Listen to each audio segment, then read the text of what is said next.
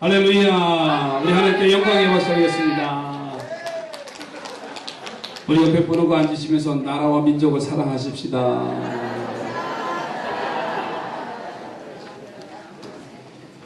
오후 예배 때도 태곡기를 꼭 지참을 하시기 바랍니다. 오후에는 전도대 발달식인데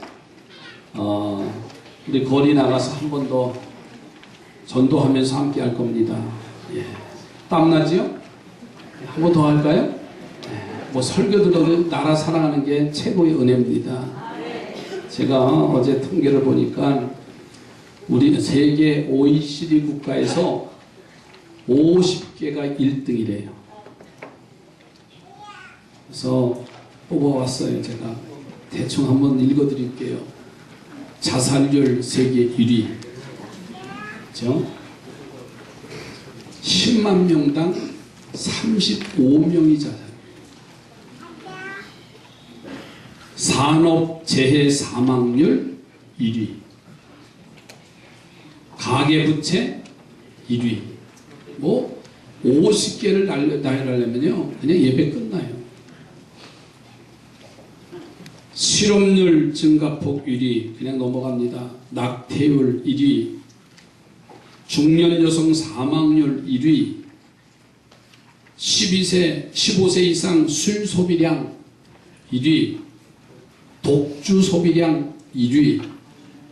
출산율 제일 낮은 국가 1위. 근무시간 많은 국가 1위. 세부담 증가속도 빠른 국가. 양주 소비율, 저출산, 공교육비, 사회안정망 가장 안 좋은 순위 1위. 정치적 비전이 안 좋은 순위 1위.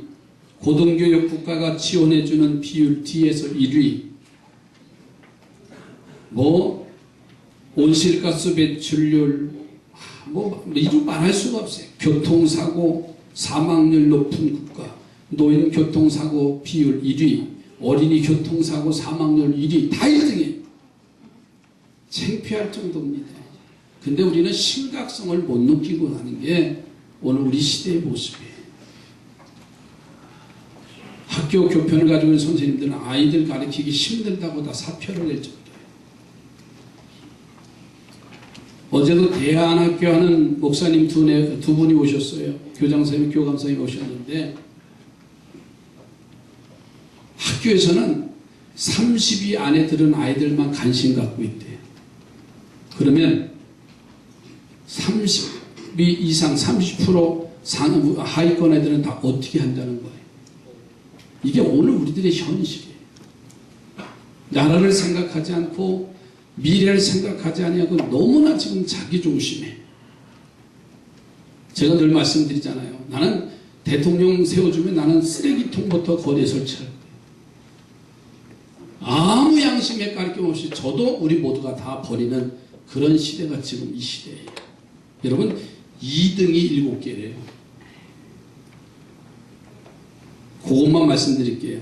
상하위 소득 격차 심한 순위 1등, 국공립대 등록금 가격 순위 비싼 순위 2등, GDP 대비 공교육비 2등, 등록금 가격 비싼 순위 2등, 여가 순위 뒤에서 2등, 성범죄 발생국 2등, 소득 불평등 순위 2등. 이래.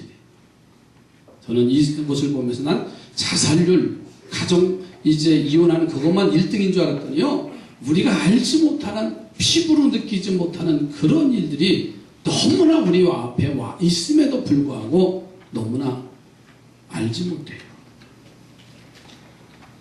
3.1절에 대한 이야기를 청년들에게 이야기해도 3.1절은 무슨 날?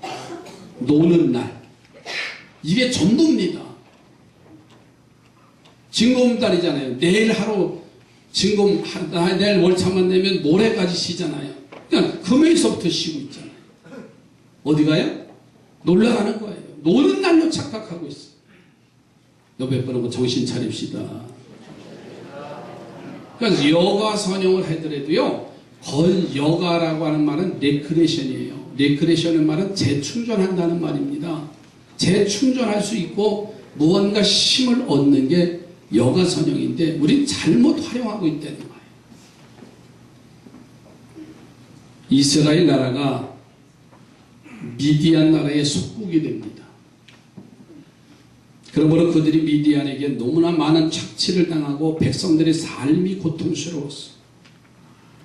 그들은 자신들의 죄로 인한 결과로 깨닫고서 하나님 앞에 구하여 주시기를 간구하는데, 그러자 하나님은 이 요하스의 아들 기드온을 택해서 이스라엘을 구원하게 하시는 역사입니다.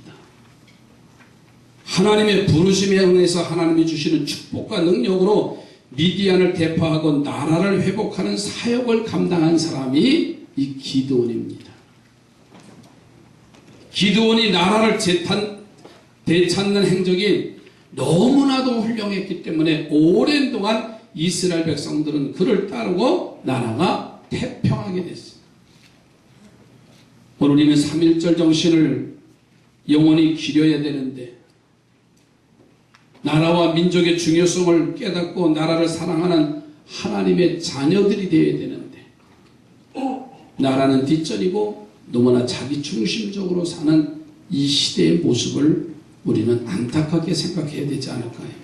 저는 그래서 오늘 이 기드온의 나라 사랑이라는 말씀의 제목으로 함께 은혜를 나누고자 합니다. 이 기드온이 나라 사랑할 수 있는 근거는 뭐냐? 그가 어떤 삶을 살았기에 나라를 사랑했느냐면 하나님과 첫째로 교통하는 삶을 살았어요. 나라를 위해서 큰 일을 이룰 수 있었던 이유 중에 하나는 뭐냐면 이 기드온이 언제나 하나님과 교통하는 삶을 삽니다. 그리고 영적으로 교통하는 생활을 해요. 그래서 기드온에게 하나님의 사자가 찾아옵니다. 오늘 사사기서 6장 12절에 가서 보시면 여호와의 사자가 기드온에게 나타나 이르시되 큰 용사여 여호와께서 너와 함께 계시도다. 자신을 찾아온 기드온은 찾아온 사자와 나라의 위기에 대해서 이야기를 하고 하여야 할 사명을 이 기드온이 지금 받습니다.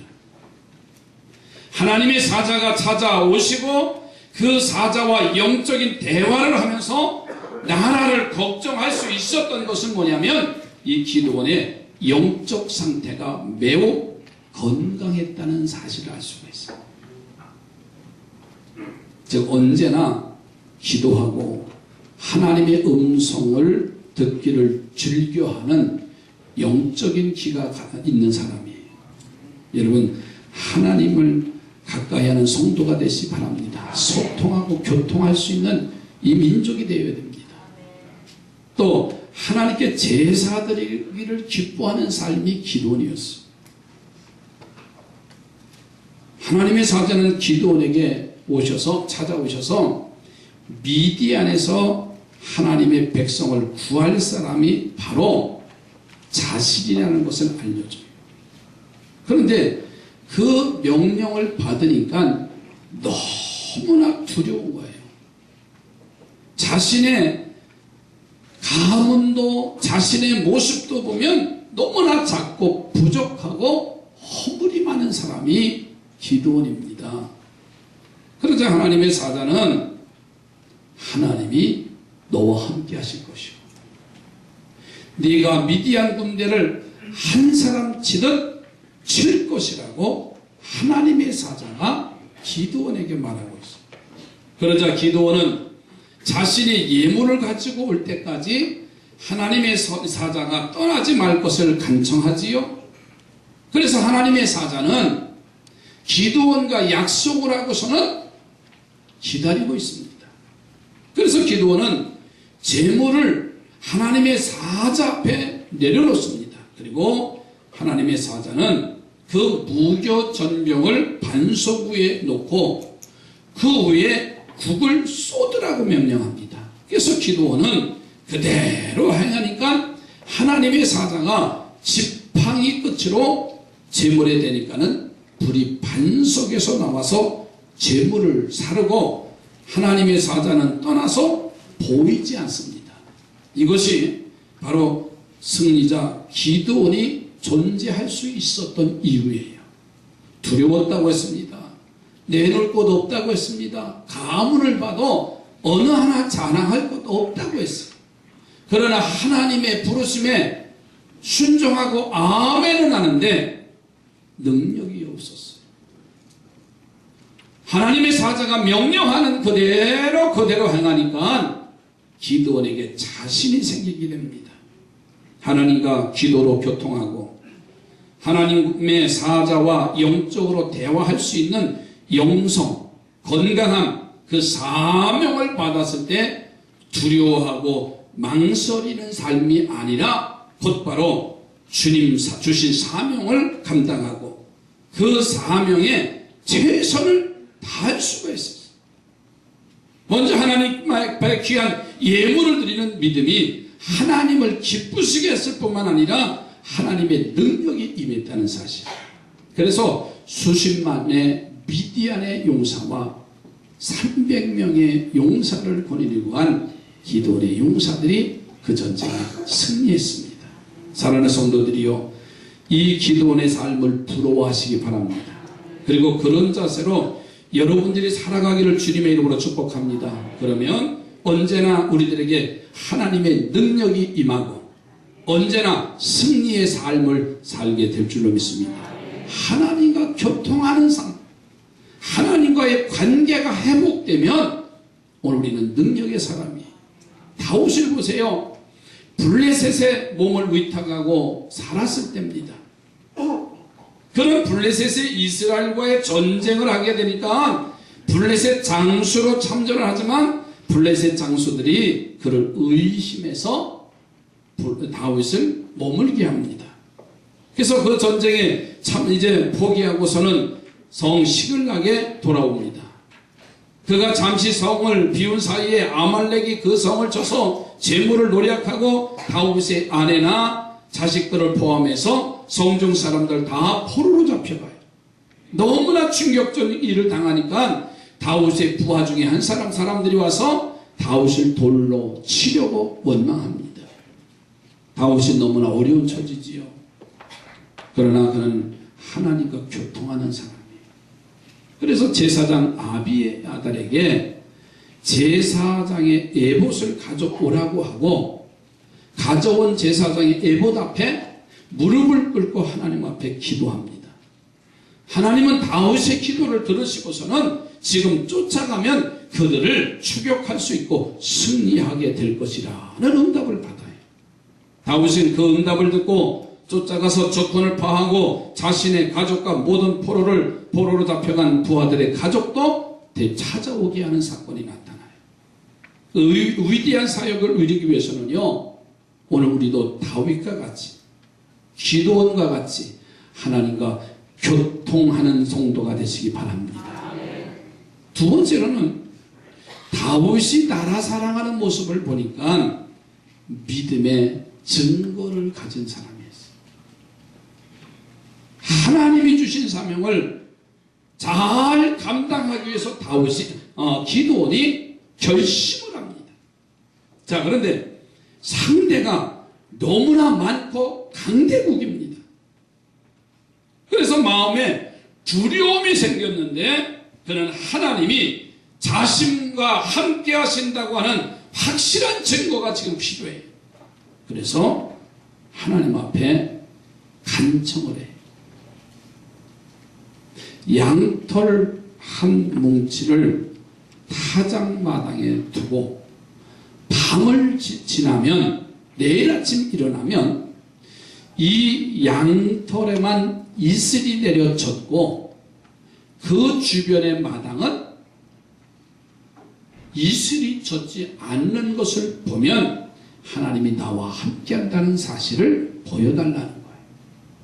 그래서 기드온이 그 다음날 아침에 가서 보니까는 그가 원한 대로 바란 대로 양털 뭉치에 이슬이 내렸고 그 주변에는 메말랐어요.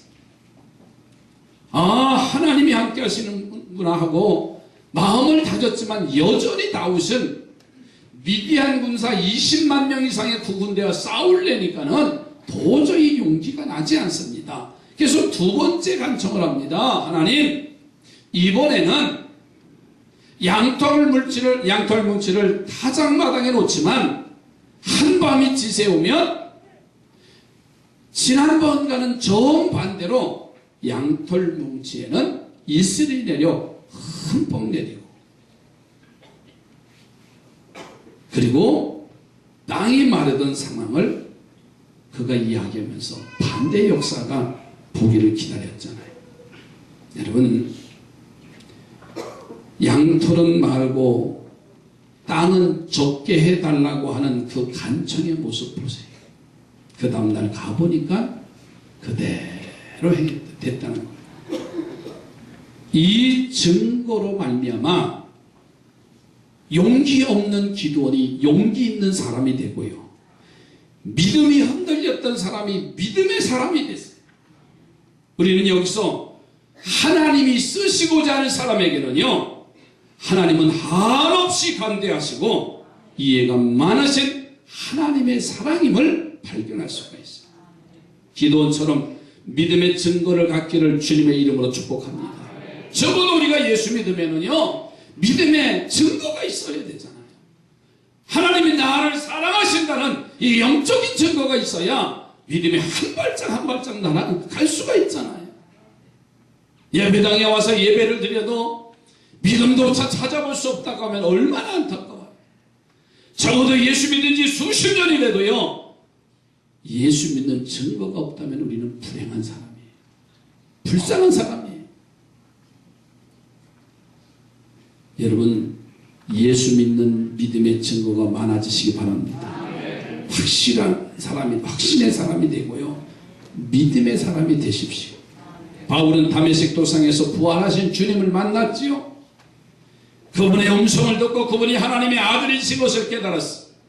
그래서 그 증거로 핍박자였던, 폭행자였던, 방해자였던 자리에서 전도자가 됩니다. 자기의 생명을 다 헌신하면서 세계 선교의 1위 자리에 오르는 바울의 모습을 보세요. 그러나 그에게는 평탄한 길이 아니었잖아요. 그 부활의 주님을 만나고 난 이후의 과정은요, 다메섹 도상에서부터 선교하는 곳곳 그의 서 있는 자리는 늘 고난의 자리였어요. 감옥에 갇히기도 하지요. 가진 모욕을 다 당합니다. 침을 뱉음 당하기를 합니다. 매를 맞습니다. 피할 수 있으면 피했을 텐데. 그 부활의 주님을 만나고 난 이후에 마지막에 로마의 감옥에 투옥까지 되고요, 그는 형장의 이슬로 바울의 목이 동강 잘라져 나가는 순교의 그 길까지 갔어요. 예수 믿는 것은 받은 증거 많도다. 주님의 전에 나온 모든 사람에게는요, 하나님이 믿음의 증거를 보여주셨습니다. 나는 그런 영적 증거가 없다고 생각하시는 분들에게도요, 하나님은 이미 그 증거를 우리에게 보여주셨어. 찾아보시면 분명히 하나님이 여러분을 사랑하신다는 증거를 찾을 수 있어. 옆에 보고 하나님은 당신을 사랑하셨습니다. 믿음의 증거를 찾기만 하면 우리는요, 그 두려움이 아닙니다. 고난이 아니고요, 슬픔이 아니라는 사실. 그런데 그 하나님의 사랑을 우리는 지금 잃어버리고 말았어. 나를 사랑하신 하나님, 오늘 이 성전에 오게 하신 하나님, 그 하나님의 사랑을 체험하시기 바랍니다.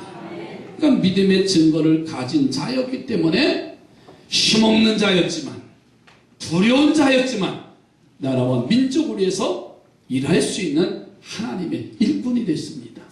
세 번째로는 이 기도원은 하나님의 말씀대로 순종하는 삶을 살았어요. 기도원에게 하나님이 사명을 주시면서 아주 몇 가지 특별한 명령을 내리셨어요. 아마 그 명령 중에 첫 번째 명령이 뭐냐면, 그 기도원의 아버지가 기르는 7년 된 소 중에서 두 번째 것을 취해서 제물을 삼고, 그리고 이 아버지가 섬기는 바알의 단을 헐으라는 거예요. 아세라 목상을 부숴버리라는 거예요. 그러니까 기도원의 아버지는 이미 하나님을 섬기는 사람이 아니라 우상을 섬기는 사람이에요. 생명같이 아버지가 섬기고 있는 그 우상단지를 부숴버리라는 거예요. 그리고서는 아버지가 애지중지 키우는 소 두 번째 소를, 7년 된 소를 잡아다가 아세라 목상 그 나무를 부숴서 그것을 제물로 이제 삼아서 불을 태워 번제를 드리라는 명령입니다. 얼마나 어려운 일입니까? 아버지와 생이별해야 하고요, 아버지와 원수를 맺어야 할 상황입니다. 너무나 어려운 일이기 때문에 오늘 본문에 가서 보니까는 기드온이 밤에 몰래 가서 했다 그랬어요. 다음날 그러면 온 성에 난리가 난 거예요. 그리고 그 범인을 추적해 보니까는 이 기드온으로 지명이 되니까는 아버지가 일어나서 이렇게 말합니다. 만일 바알의 단을 우리 아들이 헐었다면 신이 그를 그대로 두겠습니까? 신이 징벌할 것이니 우리가 여기서 더 이상 쟁론하지 말고 기다려봅시다 하면서 온 이제 주민들이 들고 일어난 것을 무마를 시킵니다. 자, 이것은 하나님이 그 일꾼에게 주신 사명을 감당하기 위하여는 먼저 자신의 주변을 정결케 해야 한다고 하는 진리를 가르쳐주는 교훈입니다. 그래서 기드온이 하나님의 말씀에 순종의 삶을 살아요. 두 번째 명령이 뭔지 아세요? 그가 백성을 격려하고 미디안과의 전쟁을 시작하는데 전쟁에 참여할 사람들을 모집하니까는 3만 명이 모였어요. 수십만의 미디안 군대와 적군과 싸우려고 하면 동등한 인원이 모여야 되는데 3만 명이 모입니다. 그런데 하나님은 기드온에게 나타나셔서 하신 말씀이 뭐냐면 그 수요가 너무 많다는 거예요. 그 모집된 군사들을 10,000명으로 줄이라고 했어. 10,000명으로 줄이니까는 하나님이 기드온에게 또 나타나셔서 10,000명도 이제 많으니까 더 줄이라는 거예요. 그래서 몇 명까지 줄였어요? 300명까지 줄였어요. 아니 10,000명이면 30,000명이면 100,000명이 돼도 시원찮을 텐데 그 전쟁에 싸워서 이겨야 될 텐데 300명으로 줄이려는 거예요. 아마 요즘 같으면 최신 무기가 있나? 아마 그렇게 생각할 거예요. 그런데 그 300명의 용사들에게 항아리와 횃불을 들라고 준비시키는 거예요. 아니 기본적으로 전쟁터에 나가는 군사들에게는 무기로 무장을 해야 되는데 항아리와 횃불을 들고 전쟁에 임하라는 거예요. 기가 막힌 사실 아니에요. 자, 그러니 첫째 명령은 아버지가 기르는 그 소 두 번째 것을 잡아다가 제사를 드리되 아버지가 섬기는 바알 신상을 무서버리고 아세라 목상을 제해버리고 제사를 하라. 난리가 났다고 그랬어요. 두 번째는 군사를 모집해서 20만 미디안 군사와 싸워 이겨야 되려면 그보다 더 많은 군사력이 있어야 되는데 300명을 모집하고 300명에게 최신 무기가 아니라 항아리와 횃불을 들고 나가라고 하는 명령이 과연 순종할 수 있느냐는 말이에요. 아마 오늘 우리들에게 그렇게 명령한다고 하면 과연 순종할 수 있을까요? 내 마음에 맞지 않는다고, 내 뜻에 맞지 않는다고 하나님의 거룩한 명령에 불순종하는 어리석은 자리에는 들어가지 않기를 바랍니다. 기드온처럼 철저하게 우리는 순종하면 됩니다. 내가 싸우는 것이 아니라 주님이 그 문제를 해결해 주실 것이고, 내가 이기는 것이 아니라 주님이 나를 통해서 이기게 하시고, 그러니까 철저하게 우리는 하나님의 말씀에 순종하느냐 그 말이에요. 베드로를 보세요. 밤새 고기를 잡았으나 한 마리도 잡지 못했다고 그랬어요. 그물을 씻고 집으로 돌아오는 그 길에 예수님께서 오셔서는 그 배를 빌려서 말씀을 증거하시고 난 이후에 베드로에게 하는 말씀이지요. 깊은 데로 가서 그물을 내려라. 그리고 고기를 잡으라고 명하셨어요. 베드로는 그 말씀에 순종을 합니다. 고기 잡는 전문가인 자신에게 목수 출신의 예수님이 명령하시는데도 베드로는요 그대로 순종을 했어요. 그러자 한 번 그물질을 하는데 두 배가 만선이 되고 많은 사람에게 기적을 주는 하나님의 사람이에요. 가나 혼인잔치집의 하인들을 보세요. 포도주가 떨어져서 걱정하는 주님의 이야기를 듣잖아요. 그런데 예수님의 어머니 마리아가 예수님에게 그 사실을 알지만 아직 내 때가 아니라고 사양을 합니다. 그런데 예수님의 어머니 마리아는 하인들에게 한 말씀, 예수님께서 무슨 말씀을 하시든지 너희는 그대로 행하라. 그것이 하인들에게 주신 메시지라고 그랬어요. 그들이 하인들을 일을 하면서도 예수님의 입에서 나오는 말씀에 귀를 기울이는 거예요. 그 말씀에 순종하려고 귀를 기울이는 겁니다. 여러분, 하인들은 예수님만 바라봤다 그랬어요. 사랑하는 성도들이요, 분주한 우리 인생의 삶 속에서 예수만 바라보시기 바랍니다. 그리고 예수님 바라보고 일하면, 순종하면 예수님의 마음까지 바꿔놓는다 그랬어요. 당신의 계획을 바꾸어서 내 때가 아니지만은 하인들에게 예수님의 마음이 바뀌어져서 명령하지요. 물을 기르다가 결리에 드는 돌아무리에 항아리에 아구까지 물을 채우라고 합니다. 그래서 하인들이 그 명령에 순종해서 물을 채우지요. 그거면 될 줄 알았는데 포도주를 담는 그릇에다가 그 물을 떠서 연회장에게 가져다 주라는 거예요. 한 번의 순종은 할 수 있어. 그러나 지금 포도주를 떠다가 필요한 것을 채워줘야 되는데 물을 떠다가 연회장에게 가져다 준다는 것은 하인이 순종할 수 없는 그런 상황이에요. 내 이치에 맞지 않아도, 내 생각과 다르다 할지라도 하인들은요, 처음에도 순종했지만 두 번째도 순종했습니다. 두 번째도 순종했지만 아마 세 번째도 이 하인들은 순종을 했을 거예요. 그래서 그 기적의 현장에 주인공이 됐다는 사실. 처음에는 순종했지만 다음의 명령은 어려워도 순종할 수 있는 저와 우리 모두가 되기를 주의 이름으로 축복합니다. 아직도 내 뜻이 주님의 뜻보다 소중합니까? 아직도 내 자존심이 하나님의 영광보다 귀합니까? 순종하지 못하면, 망설이면 오늘 우리는 기적의 주인공이 될 수가 없습니다. 이제 기도원의 순종을 본받고 우리 모두가 행하시기를 주의 이름으로 축복합니다. 우리 옆에 번하고 순종하며 삽시다. 나라를 사랑하는 이 메시지를 드렸습니다.